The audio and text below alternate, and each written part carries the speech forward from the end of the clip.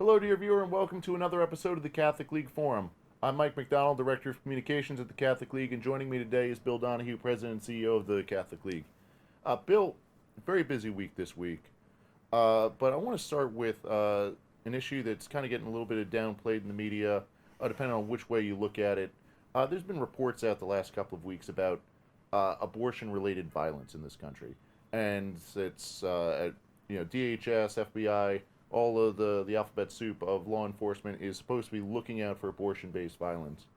And it seems like they're bending over backwards trying to imply that it's the pro-lifers that are also involved in this violence. But we had a report this Monday, which you can find at CatholicLeague.org, that goes into detail about the violence. And we didn't find anyone on our side, on the pro-life side, that was really doing anything. One guy punched somebody. One guy punched somebody, and it's a bit of a. So what's going on there? Yeah, well, you guys did a great job on that.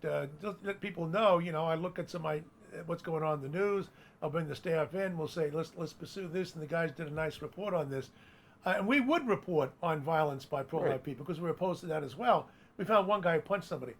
No, we've seen vandalism at the churches. We've seen tabernacles stolen. We've seen pro-life centers set on fire.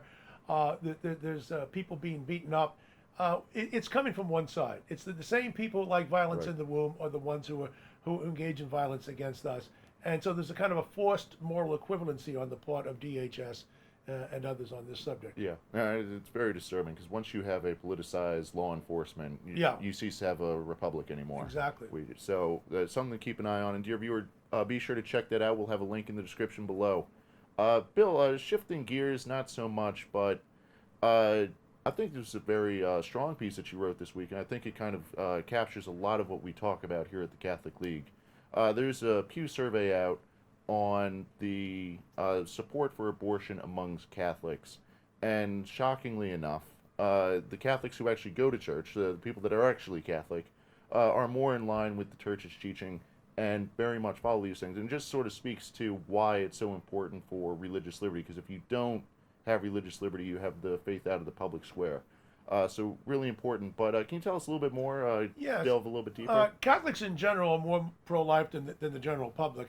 Which is good. Now, if you break it down into practicing, those who attend weekly versus those who don't go maybe once a month, maybe a couple times a year, you'll see a very big divide there. And that is to say that the more you attend Mass, that's higher indices of religiosity, the more likely you to be pro-life. Something like 19% of the American people believe in abortion for any reason at any time during pregnancy.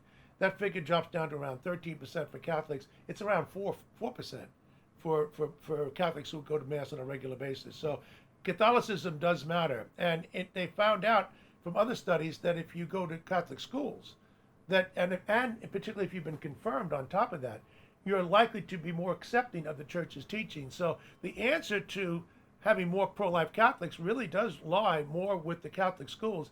I think sometimes the bishops are a little bit more reluctant to cut social programs, which are important for the needy, but then they are closing Catholic schools. You close the Catholic schools, you're doing a lot of damage to a lot of people for a long period of time. Yeah, absolutely. It's a very important issue there. Now, I think this has been on the radar for most Catholics, but last Friday, Archbishop Cordileone of San Francisco put out a statement saying that Nancy Pelosi, your girlfriend...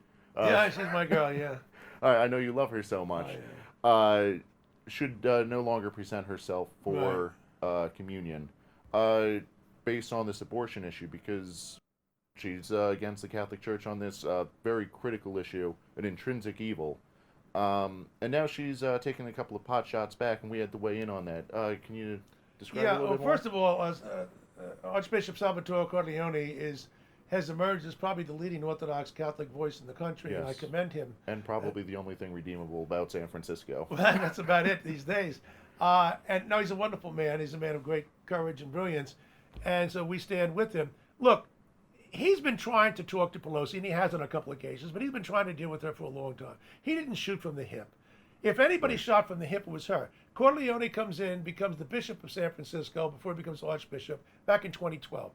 Within 2 years, she's lecturing him in public about how you ought to get in line and reject the Catholic Church's teachings on marriage. I mean, the gall of this woman, her audacity, is absolutely endless.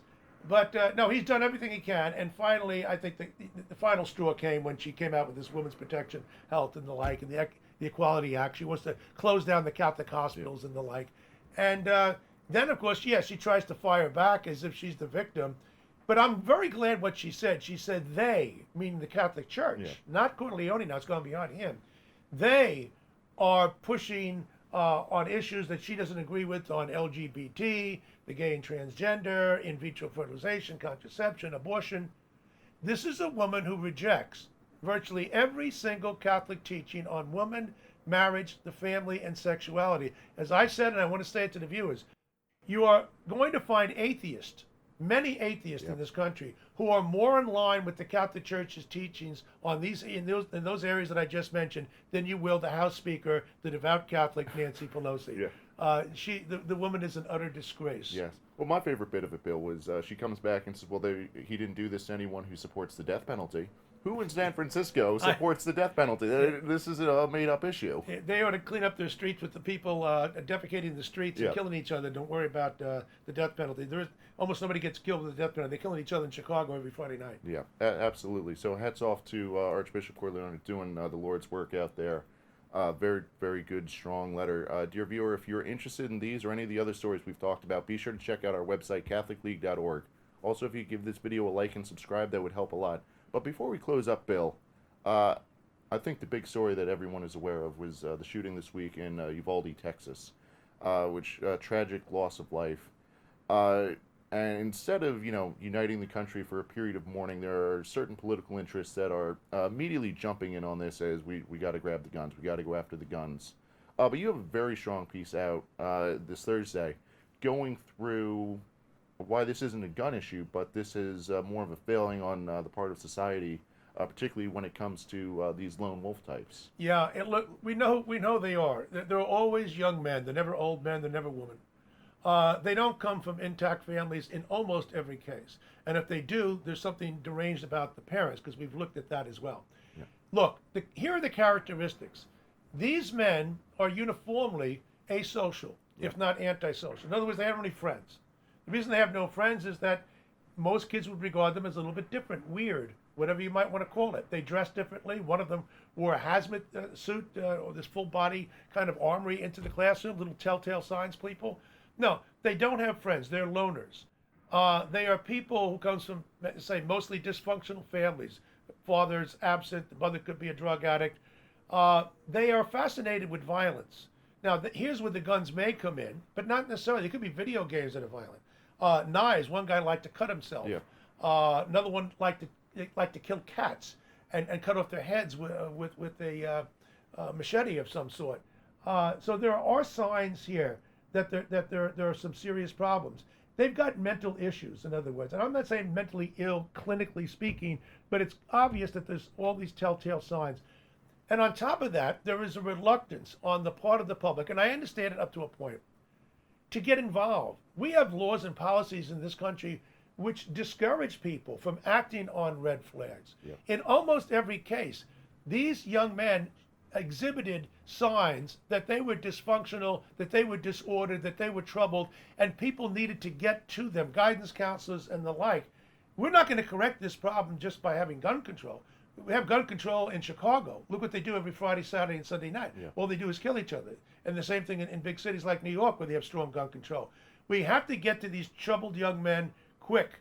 And there are telltale signs. The red flags are there in almost every case. That's why they are largely preventable. But mass shootings will continue unless we have the correct diagnosis. As I said, if you don't have the correct diagnosis, you are bound to fail. Yeah. And the media keep looking at race and all these other issues which have almost nothing to do with the central problem. Yeah, I think that's a very good point to just sort of end this week on is, the two issues that we've been dealing with in a big way are abortion and the mass shooting. And these all come down to this just blood. There's just blood. No one's doing the right thing societally wise. And you're getting into a lot of problems. And, you've got that great book, Catholic Advantage, that really does highlight everything that's good about the Catholic Church and our teachings and it'd just be nicer to see things like that, and that's why it's so important to fight for religious liberty, because otherwise we get marginalized and we don't have that strong voice. And I like the point that you brought up to me earlier this week, Mike, which is to say maybe if the Biden administration spent more time trying to get to these troubled young men than they are trying to transition little boys and girls to the opposite sex behind their parents' back, maybe then we'd make more progress. Yeah, probably. Get their priorities straight. Yeah, absolutely. So, dear viewer, thank you for watching. Again, check out CatholicLeague.org if you're interested in any of the stories we talked about. And be sure to give us a like and subscribe. That always helps a lot. Thanks so much, and happy Memorial Day. Thanks, Bill. Thank you so much.